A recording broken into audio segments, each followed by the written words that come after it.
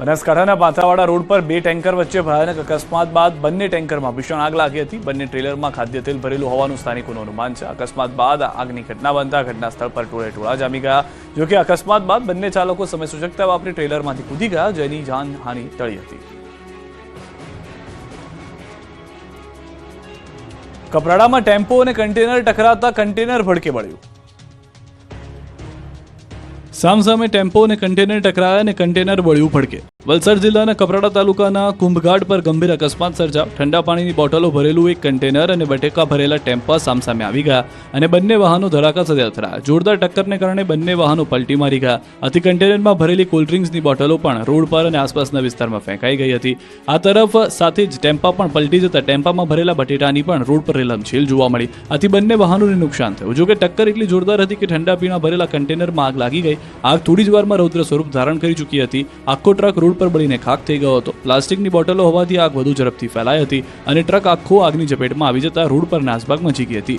Fire વિભાગની ટીમે પહોંચે તે પહેલા જ આખો ટ્રક ભસ્મીભૂત થઈ ગયો હતો। ટ્રક હાડપિંજર બની ગયો હતો। બનાવ બાદ લાંબા સમય સુધી આ હાઈવે પર વાહન વ્યવહારને અસર થઈ હતી। દાહોદમાં 7 મકાનમાં આગ લાગતા મચી ગઈ અફરાતફરી। એક સાથે 7 મકાન રાખ બની ગયા। ઘર વિહોણા બની ગયેલા લોકોના દ્રશ્યો છે દાહોદના। એક સાથે 7 મકાનમાં આગ લાગતા અફરાતફરી મચી ગઈ। દાહોદના ઉછવાણ ગામમાં 1 મકાનમાં, ઉતાવળા ગામમાં 2 મકાનમાં અને ધાનપુર તાલુકાના પુનાકોટ ગામે 4 મકાનમાં આગ લાગતા નાસભાગ મચી ગઈ હતી। આગે વિકરાળ સ્વરૂપ ધારણ કરતા લોકો ઘરની બહાર નીકળી ગયા હતા। પાણીનો મારો કર્યો હતો। ફાયર વિભાગને જાણ કરવામાં આવી હતી। દાહોદ અને દેવગઢ બારિયા ફાયર વિભાગને જાણ કરાતા કુલ 2 તાલુકામાં 12 મિની ફાયર ટેન્કરોએ પહોંચીને પાણીનો મારો કર્યો હતો। કલાકો બાદ આગ પર કાબુ મેળવવામાં આવ્યો હતો। ગરીબ લોકોના મકાનો આગને હવાલે થઈ જતા ઘરવખરી સહિતનો સામાન સળગી ગયો હતો। મકાન માલિકોને લાખો રૂપિયાનું નુકસાન થયું। કેટલાક લોકો ઘર વિહોણા બન્યા। ભાણવડ અને ભરૂચની દુકાનમાં લાગી આગ। દ્વારકાના ભાણવડમાં કંઈક આ રીતે દુકાન ભડકે બળી અને મચી ગઈ અફરાતફરી। રણજીતપુરા વિસ્તારમાં આવેલી મહાલક્ષ્મી ફરસાણની દુકાન આગની ઝપેટમાં આવી ગઈ હતી। થોડી વારમાં જ આગે વિકરાળ સ્વરૂપ ધારણ કરી લેતા આખી દુકાન બળીને ખાખ થઈ ગઈ હતી। આગના કારણે આસપાસની દુકાનોના વેપારીઓ ડરી ગયા હતા। મોટી સંખ્યામાં લોકોના ટોળા એકત્રિત થઈ ગયા હતા। ફાયર વિભાગને જાણ કરતા ફાયરની ટીમ પહોંચી હતી અને પાણીનો મારો કર્યો હતો। ભાણવડ જેવા દ્રશ્યો ભરૂચથી પણ સામે આવ્યા। ભરૂચની બજાર વિસ્તારમાં આવેલી એક દુકાન સળગી હતી। દુકાનમાં આગ લાગતા દોડધામ મચી ગઈ હતી। શોર્ટ સર્કિટના કારણે આગ લાગતા આગે રૌદ્ર સ્વરૂપ ધારણ કર્યું હતું। ફાયર ફાઈટર ઘટના સ્થળે પહોંચી આગ પર કાબુ મેળવ્યો હતો। આગ લાગવાથી દુકાનનો સામાન બળીને ખાખ થયો હતો। સુરતના ભેસ્તાનમાં લુખ્ખાઓને મારામારી ભારે પડી, પોલીસે પકડ્યા। સુરતના ભેસ્તાન વિસ્તારમાં કેટલાક અસામાજિક તત્વોએ મિત્રને લાકડાના ફટકા વડે માર માર્યો હતો। આખા વિસ્તારમાં આતંક મચાવ્યો હતો। રોડ પર પૈસાની લેતી દેતી બાબતે ઝઘડો થયો હતો। બોલાચાલી શરૂ થયેલી વાત ઉગ્ર બની જતા 4 શખ્સોએ એક વ્યક્તિને ઢોર માર માર્યો। લાકડીઓથી હુમલો કરી મિત્રને હદમુહો કરી નાખ્યો। વિડીયો વાયરલ થતા પોલીસ એક્શનમાં આવી હતી। ગણતરીની મિનિટોમાં જ પોલીસે આરોપીને પકડી લીધા હતા। પોલીસે 2 આરોપીની ધરપકડ કરી છે। ભાવનગરમાં દશનામ ગોસ્વામી સમાજની છાત્રાલયના પ્રમુખ ઉપર હુમલો। ભાવનગરની છાત્રાલયમાં છરીઓ ઉડી હતી। દશનામ ગોસ્વામી સમાજની છાત્રાલયના પ્રમુખ ઉપર છરી વડે હુમલો કરાયો। છાત્રાલયમાં સમાજના લોકો બેઠા હતા। એ સમયે યુવકે આવીને અપશબ્દ બોલીને છરી વડે હુમલો કરી દીધો।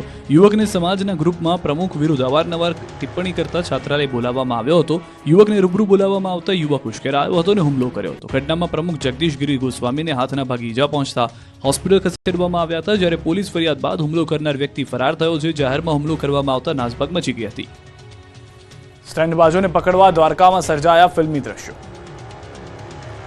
આગળ સ્ટંટબાજો અને પાછળ પોલીસ। રફતારના રાક્ષસો અને પોલીસ વચ્ચે ફિલ્મી દ્રશ્યો જેવો ખેલ થયો દ્વારકામાં। હાઈવે પર સ્ટંટબાજોએ આતંક મચાવ્યો, જેને લઈને અનેક ફરિયાદો મળતા પોલીસે સીન સપાટા મારતા લોકોને પકડવા માટે પાછળ પડી હતી। આ વાતની નબીરાઓને જાણ ન હતી ત્યારે પોલીસે ફિલ્મી ડબે પીછો કરતા નબીરા હાઈવે પર સ્ટન્ટ કરતા નજરે પડ્યા। બાઇક પર જોખમી સ્ટન્ટ કરતા હતા। જ્યારે પોલીસ પાછળ આવતી હોવાની જાણ થતાં પોલીસથી બચવા માટે ટપોરીઓએ બાઇક ભગાવી હતી, જેથી થોડી વાર માટે સ્ટંટબાજો અને પોલીસ વચ્ચે જાણે રેસ લાગી હોય તેવા દ્રશ્યો સર્જાયા। જો કે અંતે આ રેસ પોલીસે જીતી અને 12 નબીરાઓને ઝડપી લીધા હતા અને કાયદાનું ભાન કરાવ્યું। ગુંડાઓ સુધરી જજો, નહીં તો ઘર વિહોણા થઈ જશો, તંત્રએ શરૂ કરી બુલડોઝર વાળી। રાજ્યમાં ફરી એકવાર દાદાની સરકારે મિશન સફાયો શરૂ કર્યું છે, જે અંતર્ગત ભાવનગરના ગઢેજી શુદ્ધિકરણ પ્રોજેક્ટમાં અડચણરૂપ દબાણો હટાવવામાં આવી રહ્યા છે। 811 ગેરકાયદેસર બાંધકામો સામે કાર્યવાહી કરી 2 દિવસમાં 400 બાંધકામો પર બુલડોઝર ફરી વળ્યું। ડિમોલિશન પહેલા તમામને નોટિસ આપવામાં આવી હતી, પરંતુ 31 મિલકત ધારકોએ વાંધા રજૂ કર્યા છે, જેથી હાલમાં 780 બાંધકામો તોડી પાડવામાં આવશે. દરિયાઈ ક્રીકથી જવાહરનગર ફાટક સુધી 1600 મીટર વિસ્તાર ખુલ્લો કરવામાં આવી રહ્યો છે. તો ગુંડાઓના ઘર પર પણ તંત્ર તવાઈ બોલાવી રહ્યું છે. સુરતમાં અલકેટ પોલીસ દ્વારા ગુનેગારો સામે લાલાંક કરવામાં આવી છે. 3થી વધુ ગુનાનો આરોપી અને કુખ્યાત બુટલેગર સમીર માંડવાની મિલકત પર દાદાનું બુલડોઝર ચાલ્યું. આરોપીએ સરકારની જમીન પર પતરાનો ગેરકાયદેસર ડોમ ઉભો કર્યો હતો. પોલીસ દ્વારા પાલિકાની ટીમને સાથે રાખીને ડિમોલિશનની કામગીરી કરવામાં આવી.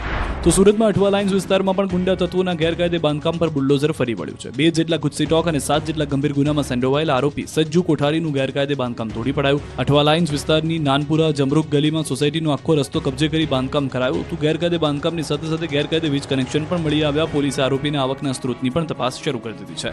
આ તરફ અમદાવાદમાં પણ ચાલ્યું બુલડોઝર. વસ્ત્રાલમાં હોળીના દિવસે ખેલાયેલી હથિયારોની હોળી બાદ પોલીસ અસામાજિક તત્વો વિરુદ્ધ એક્શનમાં આવી ગઈ છે. ત્યારે મેઘાણીનગરમાં 2 બુટલેગરના દબાણને દૂર કરાયા. ચવનપુરા ચકલાથી ઓમનગર તરફ જતા રસ્તા પર પતરાવાળી ચાલીમાં રસ્તા પર પતરાના શેડથી બાંધકામ કરવામાં આવ્યું હતું. આગામી દિવસમાં ચવનપુરા ચકલાથી ઓમનગર તરફ જતા રસ્તા પર પતરાવાળી ચાલીમાં રસ્તા પરનું દબાણ દૂર કરાશે. તો સફલ 5ની તરફ જતા રસ્તા પર ગાર્ડનની સામેનું દબાણ દૂર કરાશે. નવસારીમાં ગેરકાયદે દબાણો પર ચાલ્યું દાદાનું બુલડોઝર. રાજ્યમાં અસામાજિક તત્વોના આતંકને લઈને પોલીસ એક્શન મોડમાં આવી છે. અમદાવાદમાં રાત્રે ઉત્પાત મચાવનારા અસામાજિક તત્વોના ઘરો પર તંત્રે બુલડોઝર ફરી વળ્યું છે. તો અમદાવાદની જેમ નવસારીમાં પણ ગેરકાયદે દબાણો પર તંત્રનું બુલડોઝર ફરી વળ્યું છે. નવસારી જિલ્લા અંતર્ગત ખેરગામના ગુનેગાર પરિવારના સદ્દામ શેખના મકાન પર દાદાનું બુલડોઝર ફરી વળ્યું. સદ્દામ શેખ તેમજ તેના ભાઈ અસીમ શેખ અનેક ગંભીર ગુનાઓમાં આરોપી છે. ખંડણી, મારામારી, વિદેશી દારૂની હેરાફેરી, વ્યાજખોરી જેવા અનેક ગુનાઓ તેમની સાથે પોલીસ ચોપડે નોંધાયેલા છે. અનેક ગંભીર ગુનાઓને ધ્યાને લઈને જિલ્લા પોલીસ દ્વારા સદ્દામ શેખ તેમજ તેના પરિવાર સામે ગુજસીટોક હેઠળ કાર્યવાહી કરવામાં આવી હતી. સદ્દામ શેખ દ્વારા 15 વર્ષોથી ખેરગામ તળની જમીન ઉપર 4 મકાનો બનાવવામાં આવ્યા હતા, જેને તોડવા માટે ગ્રામ પંચાયતે પોલીસ બંદોબસ્ત સાથે કાર્યવાહી હાથ ધરી હતી. વીમા કંપની પાસેથી રૂપિયા પડાવવા ઠગબાજોએ ખોલી વધુ એક બોગસ